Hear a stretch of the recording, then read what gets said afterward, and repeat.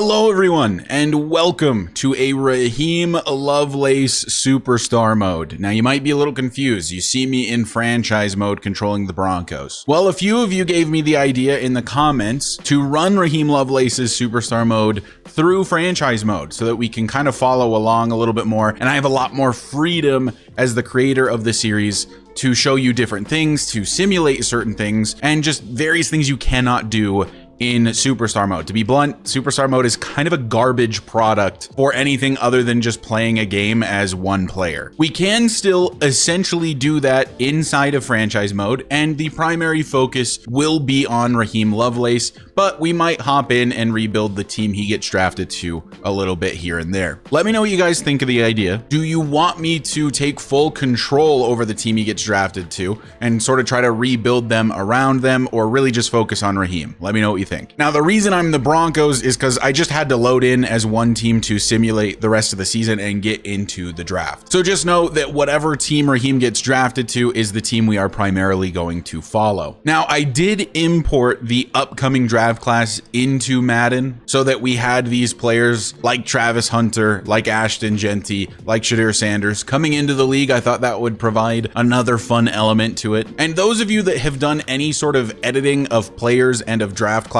know that you're very limited in what you can change about a player's appearance. So there wasn't a ton I could do about getting Raheem Lovelace to look how he looked in College Football 25. So he's 22 years old. I input his height and his weight from College Football 25, and I did lower his overall ratings a bit because obviously a 97 overall in college football is not going to be an immediate 97 overall in the NFL. So he is a 78 overall. He was projected to be a round one pick. So I tried to make him a high overall player. I just replaced some random undrafted projected guy, which is why you see that he is projected undrafted. I'm hoping that once we get to the offseason and once more and more scouting happens, that he will move up to round one because he is such high overall. If he doesn't, we will still just follow him with whatever team he goes to and kind of just pretend that he was a first round pick. I could have replaced a linebacker or really any player that was in the first round, but because this is an imported draft class, I didn't want to do that because the round one projected players are of course real life players that are about to be drafted. So I didn't want to replace any high draft picks there. So we'll just kind of see what happens and just play it by ear. He should end up on a team though. I mean, he's a 78 overall, and I did give him superstar development. He had elite development in college. He became one of the best middle linebackers in the country. I figure superstar out the gate is totally fair. I can always turn this down to star if you guys would prefer he kind of earn that superstar development. Just let me know what you think. So now it's just a matter of seeing where he gets drafted. Here's the current playoff bracket. I did start simulating this before the real NFL playoffs had started, so that's why this looks the way that it is. But I have ensured that the Chiefs and the Bills will meet in the AFC Championship on the AFC side. Of course, the Commanders got eliminated by the Eagles in this simulation, so it's going to be Eagles, Lions, and then I'll make sure the Eagles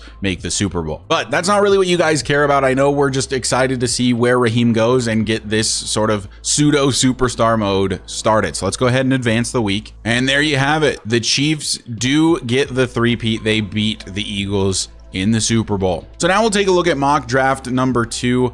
Of course, the other thing that kind of sucks about this, and that I started the simulation earlier, is that it's not quite the draft order you were probably expecting. It is going to be a little bit different, but I think that's okay. This is obviously a make-believe world. But noteworthy that Raheem Lovelace is still not on the round 1 mock draft. So I'm just going to keep advancing the weeks. I will give you guys an update on what happens in free agency afterwards, and then we'll just get into the draft and we'll get started with Raheem Lovelace. Here's the combine results. This is actually pretty interesting. So here's Raheem Lovelace. He's still projected as a potential UDFA. He did run a 4.46 40, hit a ton of bench reps. Generally, he's an incredible athlete. This is known. That 40 time is the second fastest among middle linebackers.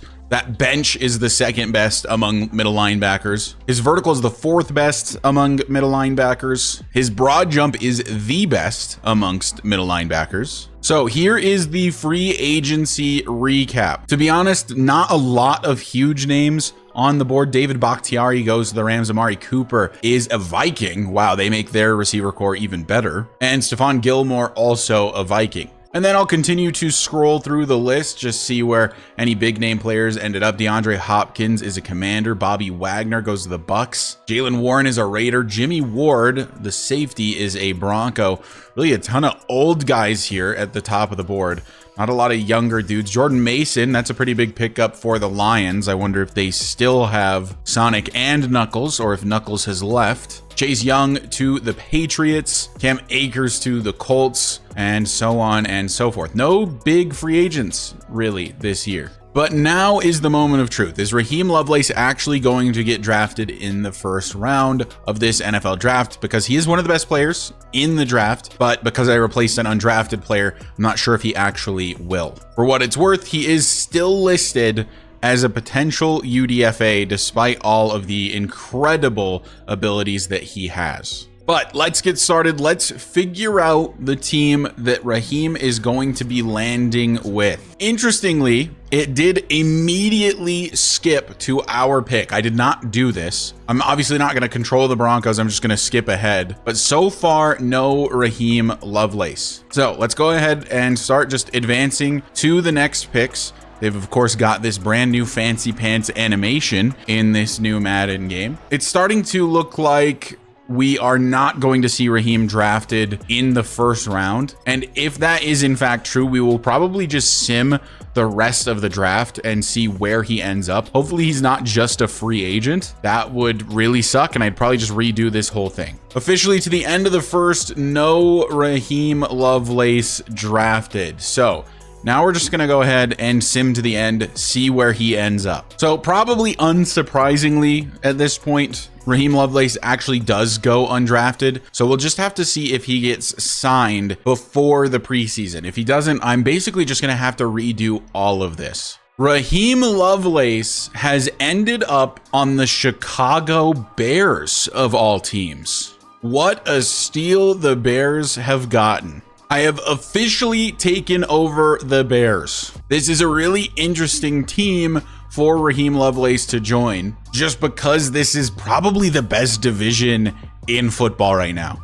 You've got the Vikings, the Lions, the Packers, and even the Bears have a pretty good roster. They just need to put it all together. Now they've got Tyler Gibson as the new owner of the Bears. For those of you that watched my Superstar mode from Madden 24, Tyler Gibson was of course my quarterback that went on to win a few Super Bowls. The other interesting thing here is that Lovelace is sitting behind Tremaine Edmonds, who honestly is a very quality middle linebacker. So we'll kind of have to wait and see how much Raheem actually plays. Because his favorite number 57 is not available, I will be having him wear 55. So this video is going to be rather short. And the reason for that is I want your guys' feedback. How do you want this series to go? We've got Raheem in the NFL. He's on the Bears. Do you want me to strictly focus on Raheem Lovelace? Everything else the Bears do is CPU? Or do you want me to take over the Bears and really kind of control the entire team, but with, of course, still an emphasis